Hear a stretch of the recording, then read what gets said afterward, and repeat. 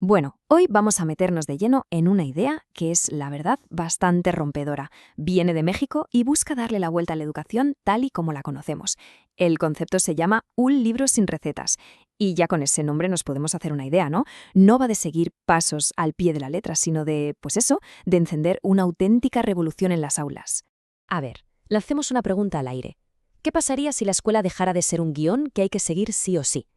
Imaginemos por un momento que, en vez de darles a los profes un libro de recetas, les diéramos las herramientas para que ellos mismos pudieran, cocinar el conocimiento, adaptándolo a su gente, a su contexto, a lo que de verdad importa a sus alumnos.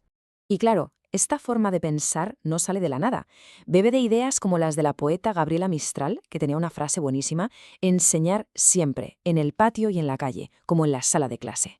Es que es justo eso, ¿no? Es una llamada a que el aprendizaje no se quede encerrado entre cuatro paredes, sino que salga, que se mezcle con la vida. Bien, para entender de verdad de qué va todo esto, lo primero es preguntarse el por qué. ¿De dónde sale esta necesidad de cambio? Y la clave, la verdad, está en la propia historia de México. Hay que entender que allí la educación no se ve como, no sé, como una simple tarea de pasar datos de un lado a otro, no. Se ve como algo mucho más profundo, como un acto de liberación. Fijaos en esta línea de tiempo. Lo que nos dice es que esta reforma educativa no es una ocurrencia de un día para otro, para nada. Se plantea como el siguiente capítulo de una lucha histórica larguísima. Pensemos, en 1810 la independencia rompe con el colonialismo. Luego, en 1857, la reforma busca crear una sociedad de ciudadanos iguales. Más tarde, en 1910, la Revolución Mexicana lucha por la tierra, por los derechos y, ojo, por la educación pública. Cada uno de estos momentos fue un paso hacia la emancipación.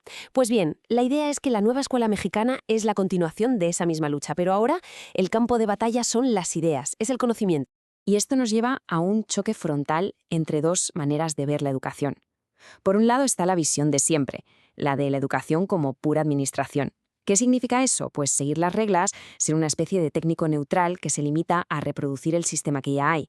Pero por otro lado está esta nueva visión, muy inspirada por gente como Paulo Freire, que ve la educación como un acto político. Y aquí la cosa cambia por completo. Enseñar ya no es ser neutral, es tomar partido por la justicia, es utilizar la autonomía para intentar transformar la realidad, no para conformarse con ella. Vale, perfecto. El por qué creo que ha quedado claro. Pero ahora viene la gran pregunta. ¿Y el cómo? ¿Cómo se hace esto en la práctica?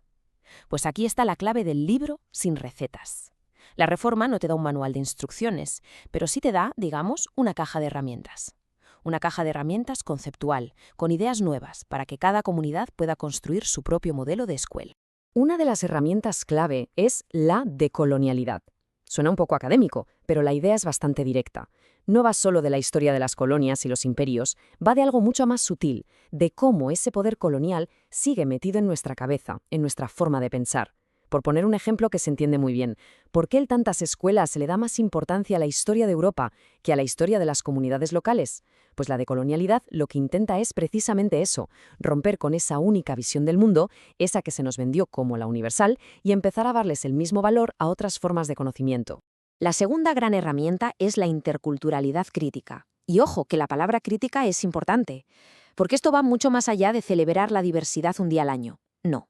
Se trata de usar esa diversidad como motor para construir una sociedad más justa. Pensemos en una clase de ciencias. Lo normal es que se enseñe la ciencia occidental y punto.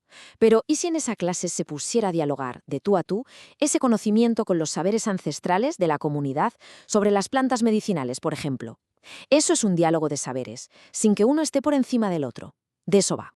Entonces, ¿cómo llevamos todo esto al día a día de una escuela? Bueno, la propuesta se basa en una transformación en 3 pasos muy concretos. Primero, repensar las relaciones. O sea, menos jerarquía vertical, menos el director manda y el profe obedece, y mucho más diálogo horizontal, con las familias, los alumnos, todos.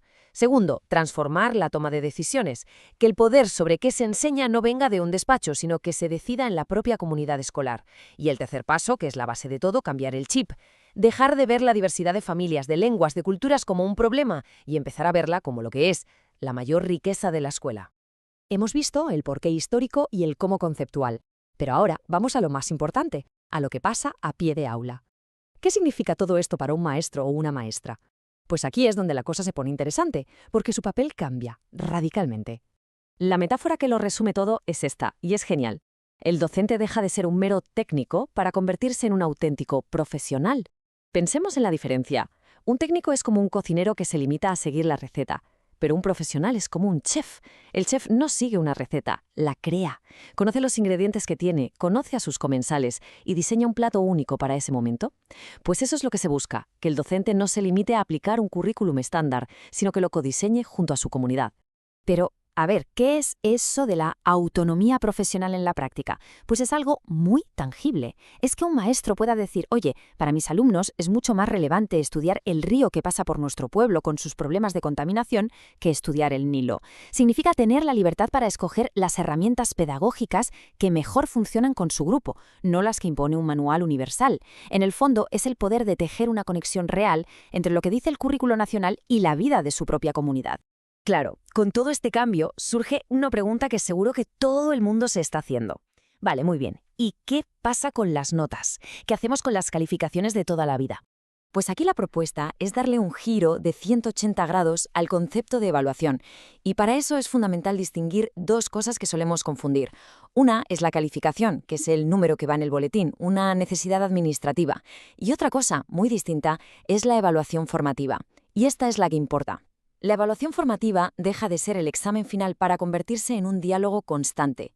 El objetivo ya no es poner una nota, es acompañar, entender y mejorar el proceso de aprendizaje de cada persona. ¿Y en qué se centra esta evaluación formativa? Pues no se centra en una prueba y ya está, es un proceso mucho más rico. Implica que el propio estudiante reflexione sobre lo que aprende, implica un diálogo constante entre el profesor y el alumno, implica la colaboración con los compañeros. Fijaos que el foco cambia por completo, ya no es medir para poner una nota, es dialogar para aprender mejor. Al final, si lo pensamos bien, todo lo que hemos estado viendo nos lleva a una pregunta mucho más grande, una pregunta fundamental, que es el verdadero corazón de toda esta propuesta. ¿Para qué sirve la escuela? ¿Cuál es su verdadero propósito en nuestras comunidades? Y la respuesta, o al menos una pista, nos la da esta frase final de Paulo Freire, que es simplemente brutal y cierra el círculo de todo. Nadie libera a nadie, ni nadie se libera solo. La gente se libera en comunión. Es un recordatorio de que la educación, cuando de verdad aspira a ser algo grande, no es un acto individual, es un acto colectivo. Es un camino hacia la libertad que solo se puede recorrer juntos, en comunidad,